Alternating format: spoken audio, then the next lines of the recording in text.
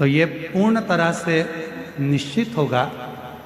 और जो 2026 आ रहा है उसकी जो शिवरात्रि है वो ऐसी शिवरात्रि आ रही है जिस शिवरात्रि में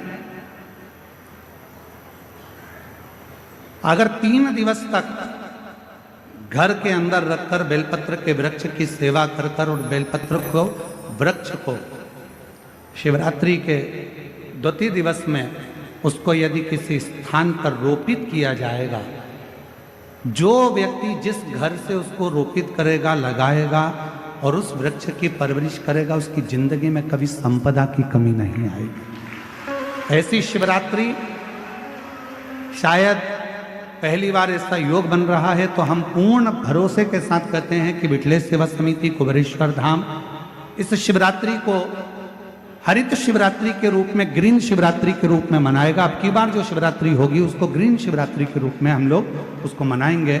और लगभग जितने श्रोता जैसे पार्थिव शिवलिंग का पूजन करते हैं अपने घरों में, लगभग करोड़ों 10 करोड़ से ऊपर शिवभक्त पार्थिव शिवलिंग का पूजन करते हैं, वैसा विश्वास है कि 2026 में जो महाशिवरात्रि फरवरी महीने में जो आ रही है उसको ग्रीन शिवरात्रि के रूप में, हरित क्रांति के रूप में, हरि शिवरात्रि के रूप में हम उसको मनाएंगे।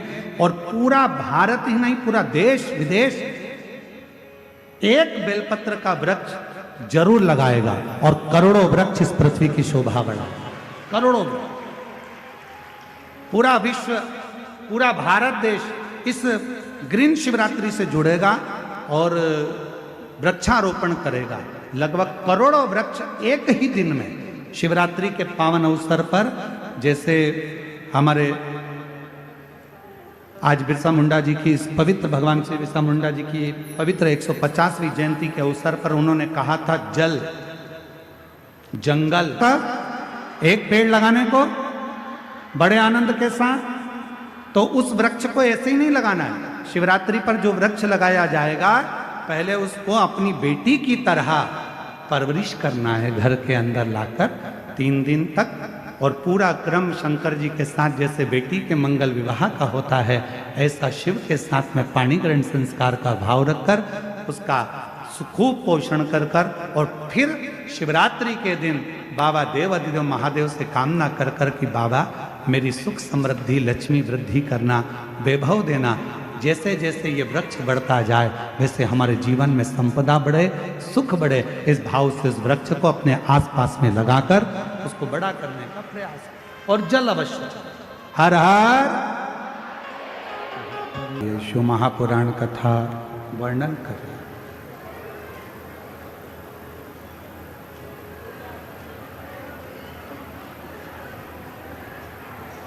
रावण भाव से भगवान शिव को नहीं भज पाया, केवल शिव को प्राप्त करा तो उसने ताऊ से प्राप्त करना। ये बाबा देवघर की जो पवित्र धरा है, जो देवघर में बाबा देवाधिदेव महादेव जो विराजमान है, वो मां सती के हृदय पर शिवलिंग विराजमान।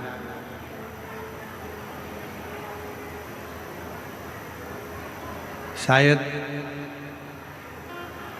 12 ज्योतिर्लिंग में से एक स्थान ऐसा है भारत की भूमि पर जहां शक्ति पीठ पर स्वयं भगवान शंकर का शिवलिंग विराजमान। शक्ति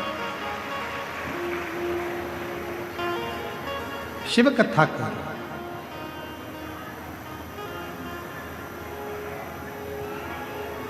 शिव को समझना,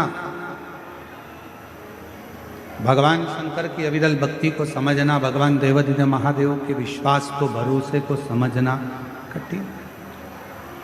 स्वयं ब्रह्मा जी भी नहीं समझ पाए।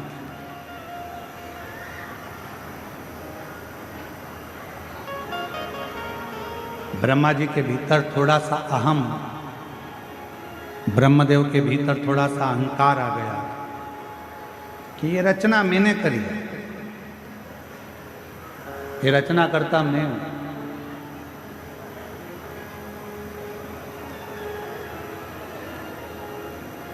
कई लोग कहते शिव को समझना,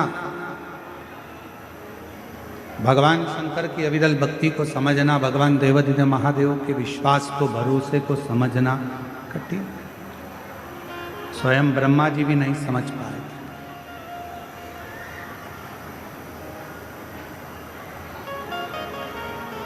ब्रह्मा जी के भीतर थोड़ा सा अहम, ब्रह्मदेव के भीतर थोड़ा सा अहंकार आ गया कि ये रचना मैंने करी है,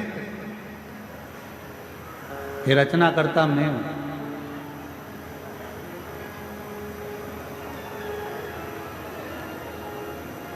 कई लोग कह देते हैं वो तो मैं जिंदा हूं तो काम हो रहा है, अगर मैं मर गई तो आटे दाल का भाव मालूम पड़ जाए। वो तो मैं कर रहा हूं तो हो रहा है, मैं चले गया तो तुम्हारी दुकान भी नहीं चली। कई लोगों के मन में आता है कि मैंने किया, और शिव महापुराण की कथा कहती है मैं संबोधन श्रेष्ठ संबोधन नहीं। भगवान शंकर के ससुर दक्ष प्रजापति ने भी केवल मैं का संबोधन करा। मेरा भवन, मेरा राज्य, मेरा नगर, मेरी बेटी, मैंने करा, मैंने करा, मैंने करा। आखिरी में फिर हुआ क्या कि दक्ष प्रजापति का सिर कटा, और दक्ष प्रजापति का सिर कटकर आखिरी में फिर बकरे का सिर लगा, और वो बकरा मैं करता। अच्छा करें, मत बुरे कर्म कर बंदो, वरना पछताएगा। भगवान की आँखों से तू बच नहीं पाएगा, तू बच नहीं पाएगा। अरे ओ अज्ञानी मत करना नानी, तेरे कर्म का फल भी तो ही पाएगा, जैसा किया तूने तेरे आगे आएगा। मत बुरे कर्म कर बंदे, वरना पछताएगा, तू बच नहीं पाएगा। ब्रह्मदेव के मन में अहमता उत्पन्न हुई, ये रचना मैंने करी। और भगवान देव आदिदेव महादेव का तो कहीं ब्रह्मा जी नाम ही नहीं है। भगवान नारायण के पास जाकर जब ब्रह्मा जी ने कहा कि ये पूरी रचना मेरी है, तब भगवान नारायण के मुख से निकल गया कि रचना तुम्हारी नहीं, ये रचना तो स्वयं इस पृथ्वी पर निवास करने वाले अगर कोई देव हैं तो वो देव अधिदेव महादेव। ये रचना तो उनकी है, ये सब कुछ उन्होंने रचा, रचना उनकी है। ऋषभ बजा, ये आपकी रचना नहीं है, ये उनकी रचना। ब्रह्मा जी ने कहा मैं मानता नहीं। एक बड़ा सा पर्वत, उस पर्वत को भगवान ब्रह्मा और भगवान विष्णु ने घुमाना प्रारंभ करा कि हम जाने कि सृष्टि का रचना करता कौन है, आखिर शिव कौन है।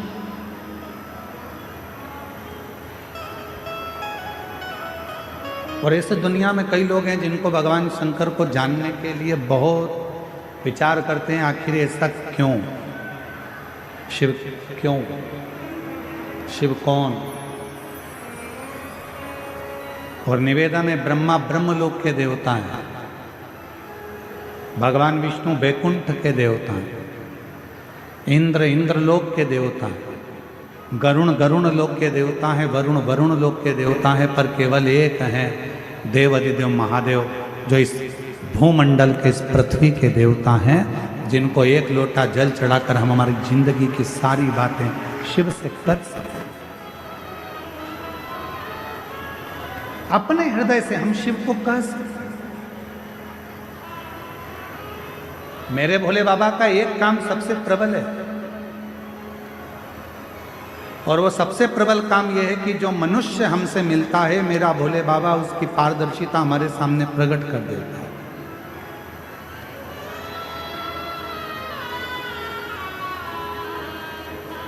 मेरे शंकर वो पारदर्शिता प्रकट कर देते।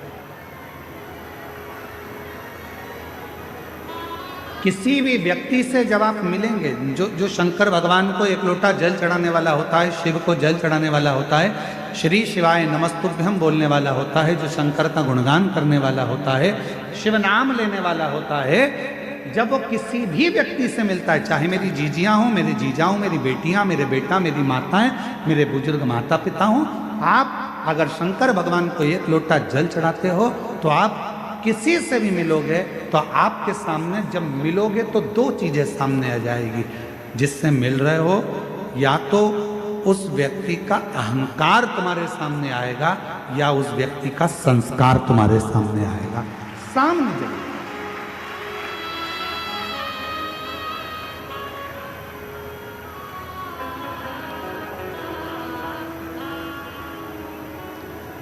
एक टीवी पर एक सीरियल आता है, कौन बनेगा करोड़पति। अरे बोलो तो जम के, सही है कि गलत है? उस पूरे सीरियल में मंजिल तक कोई पहुंच ही नहीं पाता। बोलो सही है? बहुत कम होंगे जो मंजिल तक पहुंचे होंगे। क्यों नहीं पहुंच पाते? किस लिए नहीं पहुंच पाते? जो बैठा है सीट पर, क्या उसको उस प्रश्न का उत्तर याद नहीं है? उसको याद है। जो सीट पर बैठा है उसको प्रश्न का उत्तर याद है, वो सब कुछ याद कर कर गया है, सब कुछ बोल सकता है, सारा उत्तर दे सकता है, सब कुछ बता देता है। पर उस हॉट सीट पर कौन बना करोड़पति में सामने कंप्यूटर पर बहुत सारे विकल्प दे दिए जाते हैं, बहुत सारे ऑप्शंस दे दिए जाते हैं। बोलो सही है कि गलत है? 4 विकल्प हैं, इसमें से छांटो कौन सा सही है। बोलते जाओ उत्तर सही है। फिर अगर ये भी नहीं कर सकते तो फोन लगाकर बात कर सकते हो, आपके पास ये भी विकल्प है। फिर आपके पास एक विकल्प और है कि आप किसी की सहायता ले सकते हो। जो व्यक्ति हॉट सीट पर बैठा है, क्या वो उत्तर नहीं जानता है? उसको उत्तर मालूम है, पर जैसे ही उसके सामने विकल्प आ जाते हैं, वो उन विकल्पों में इतना फंस जाता है कि असली उत्तर को भूल जाता है और आखिरी में वो हार जाता है। आखिरी में एक प्रश्न और उसका एक उत्तर अगर है तो मंजिल तक पहुंचे। बहुत सारे विकल्प जब खड़े हो जाते हैं तो वो सोच में पड़ जाता है, ये बोलूं या ये बोलूं। विकल्प वो मंजिल तक पहुंचता है। आज दुनिया के लोगों ने सारे विकल्प हटा दिए। पहले लोग कहते थे हमारे पास आना, हम तुम्हारा दुख मिटा देंगे। फिर कोई कहता था वहां चले जाओ, वहां तुम्हारा दुख मिट जाएगा। फिर किसी ने कहा वहां चले जाओ, तुम्हारी तकलीफ मिट जाएगी। वहां चले जाओ, तुम्हारा कष्ट मिट जाएगा। अब दुनिया के लोगों ने सारे विकल्प मिटा दिए, केवल एक हाथ में लोटा भर जल पकड़ा, शंकर जी के मंदिर में चढ़ाया, शिव जी को अपने मन की बात कही और रिजल्ट सामने आना प्रारंभ हो गया और वो अपनी मंजिल तक पहुंच गया। मंजिल तक पहुंच। विकल्प रहेंगे तो उलझे, ऑप्शंस रहेंगे बहुत सारे तो उलझे। अब कोई विकल्प नहीं है, कोई ऑप्शन, केवल एक सारी समस्या का हल श्री शिवाय बोल बम का नारा है। बस एक विकल्प उसको दिखता है कि मेरे को अब ज़्यादा फंसना नहीं है, आडंबर में मुझे जाना नहीं है, यहाँ वहाँ मुझे जाना नहीं है, मुझे तो केवल शंकर के मंदिर तक जाकर एक लोटा जल समर्पित कर। एक पत्र अच्छा है,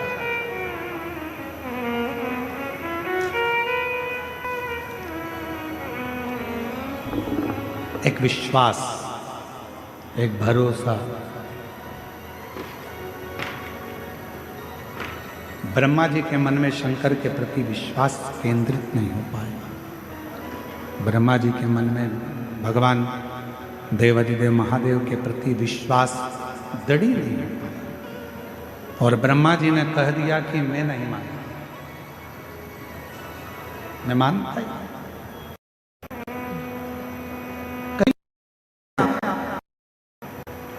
कोई कहेगा काय को चक्कर में पड़े हो, एक लोटा जल से कुछ होता है।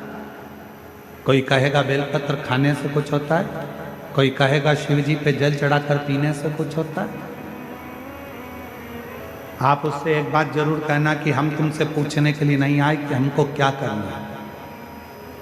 जन्म मेरे माता पिता ने मुझे दिया है, परवरिश मेरे माता पिता ने करी, पढ़ाई मेरे माँ बाप ने कराई है, शिक्षा चिकित्सा मेरे माँ बाप दिए हैं। तो फिर मैं दूसरे के कहने पर ये नहीं करूंगी कि मुझे करना क्या है। मैं सनातन धर्म में जन्म ली हूं, अपने देव अधिदेव महादेव पर पूरा भरोसा कर कर महादेव की आराधना। शिव भटकने नहीं देता, शंकर भगवान आडंबर में पड़ने नहीं देते। आपका भरोसा कितना है, आप कितना शिव को मानते हुए आपके ऊपर निर्भर करता है। जितना भटकोगे शिव से उतने दूर होते चले जाओगे। ब्रह्मा जी भटक लिए, भगवान विष्णु ने कहा कि तुम चाहो तो शिव जी की परीक्षा लो। पर्वत को घुमाया, अग्नि का एक खंभ प्रकट हो गया। उस अग्नि के खंभ में से एक शिवलिंग प्रकट हो गया। यही मार्गशीर्ष मास का महीना था, जिस महीने में भगवान शंकर का प्रथम शिवलिंग प्रकट हुआ था। और उसी मार्गशीर्ष मास में आप और हम शिव महापुराण की कथा को श्रवण कर रहे हैं। उसी मार्गशीर्ष मास में किस्मत वाले तो हो तुम लोग, ये तो पक्का है, ये निश्चित है। आपने अपने घर जाकर नजर उतरवा लेना तुम अपनी अपनी, कि बाबा ने बहुत बड़ी कृपा करी, दया करी। हम सब इकट्ठे और भोलेनाथ के पट्टे। तुम सहज नहीं हो, सरल नहीं हो, बहुत कहीं कहीं बाबा देव अधिदेव महादेव का कोई पुराना संबंध और आपका और हमारा शंकर जी से रहा होगा, जो शिव महापुराण की कथा मार्गशीर्ष मास में श्रवण करने का सौभाग्य मिला।